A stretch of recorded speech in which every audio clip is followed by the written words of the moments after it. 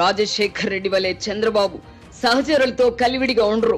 ఆయన భోజనం కూడా చేతులతో కలుపుకొని తినరు, స్పూన్ తోనే తింటారు. అది కూడా పెదవులకు అంటకుండా తింటారు. నిన్నగాక మొన్న కడప జిల్లాలోని ఒంటిమిట్ట రామాలయానికి వెళ్ళినప్పుడు అక్కడ అందించిన ప్రసాదాన్ని కూడా పూర్తిగా తినలేదు.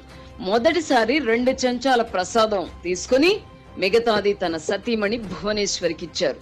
రెండోసారి మరో ప్రసాదం ఇవ్వగా అది కూడా 1 స్పూన్ మాత్రమే తీసుకుని మిగతాది భువనేశ్వరికి ఇవ్వబోగా తనకు వద్దని ఆమె వారించారు. దీంతో అటు ఇటు చూసి పక్కనున్న వారికి ఇచ్చేశారు. మామూలుగా అయితే మనం మొత్తం ప్రసాదం తినేస్తాం, చంద్రబాబు మాత్రమే తూకం వేసుకుని తింటారు. ఇలా చేయడం చూసే వారిలో కొందరికి నచ్చకపోవచ్చు. ఒకటి మాత్రం నిజం, చంద్రబాబు అనే వ్యక్తికి వ్యక్తిగత జీవితం ఉండదు. అవసరానికి మాత్రమే ఆయన తింటారు, నిద్రపోతారు. భార్య పిల్లలతో కలిసి సరదాగా హోటల్ కు కూడా వెళ్లి భోజనం చేసిన సందర్భాలు దాదాపుగా లేవనే చెప్పవచ్చు.